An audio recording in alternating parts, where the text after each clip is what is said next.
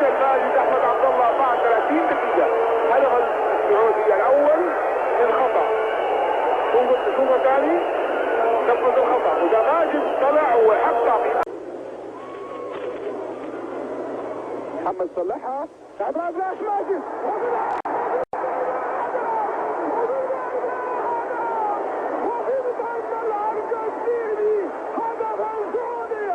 وفي المرمى الارجنتيني هدفا سعوديا هدفا ملعوبا.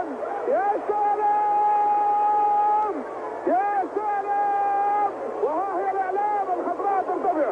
ها محمد جواد يصلحها وهذا الراس الذهبي راس ماجد احمد عبد الله ويفلت حارس الارجنتين في كاس العالم عام 86 لم يستطيع ان يصنع شيئا امام الاعجاز بدوره في اليمين التخافي الظهير اليمين مع الحكم يمر التخافي ويلعبها عرضيه حلوه بالراس والهدف الثاني ماجد احمد عبد الله يسجل الهدف الثاني لصالح المنتخب السعودي بعد لعبه اجتماعيه بدات من صالح نعيمه لعبد الجواد لصالح خليفه لعبد الرحمن التخافي، دخل فيها عبد الرحمن التخافي الى اقصى اليمين ولعبها عرضيه بالمسطره على راس ماجد الذهبيه.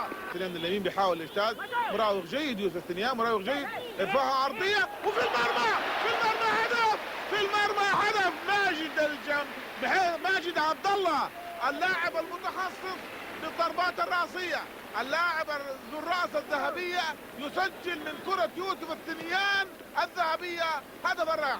نعم كره يوسف الثنيان الذهبيه استثمرها ماجد براسه ايضا الذهبيه هي الاخرى وحطها في حلق المرمى. بعد 10 دقائق سجل المنتخب السعودي هدفه الثالث. ثنيان برضه بيحاول محاولة جيدة يا ثنيان، يا سلام يا يوسف، يلا بالراس ماجد وفي المرمى هدف يعود ليوسف الثنيان الذي أبلي بلاء حسنا وهو يجتاز كما تشاهدون الآن على الشاشة من لاعب وآخر ويحاولوا يطيحوه ويرفعوا حلوة وتتحط أحلى وتتحط في المرمى ويسجل المنتخب السعودي هدفه الأول يسجل له ماجد عبد الله. عود ليوسف الثنيان سليم فادريفي وصار راحت ماجد طلعت المرمى وهدف ثاني عود ليوسف الثنيان سليم فادريفي وصار راحت ماجد طلعت المرمى وهدف ثاني من خلال العطاء وتاني رمية الثلاث من حيث الجمعان وتصليحة حلوة من فهد الهريفي وحطت راس حرفنة هذا فهد الهريفي الحريف وده ماجد عبد الله الاحرف وفي الزاويه القاتله لم يستطع مكة بونورين ان يصنع معها شيئا وهي تعانق مرماه ويتقدم ماجد الان بالهدف الرابع. اصبح رصيد ماجد من الاهداف الان 4 اهداف. هدفين اليوم سجلها ماجد بالراس، واحد حلو يرعاها نائب خادم الحرمين الشريفين صاحب السمو الملك بن عبد الله بن عبد العزيز وخطأ لصالح الفريق النصراوي والتوسع في المرمى كما شاهدتم من خالد الدايل. مين حيلعبها؟ يوسف خميس يلعبها طويله في حلق المرمى وسقطه وعلى راس ماجد وفي الهدف وفي المرمى ماجد احمد عبد الله صاحب الراس الذهبيه يسجل الهدف النصراوي الاول في الدقيقه الثانيه من الشوط الاول. في جماهير النصر فرحانه بهدف اللي سجلوا لهم نجم المنتخب السعودي ونجم نادي النصر ماجد احمد عبد الله.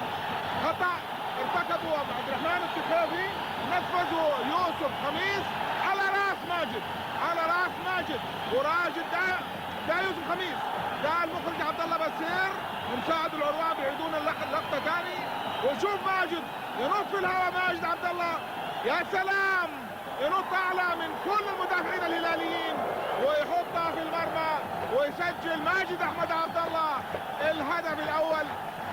بنشوفه بالتصوير البطيء يوسف خميس في ماجد ينط ويقفز في الهواء خليفه والنعمه براسه وماجد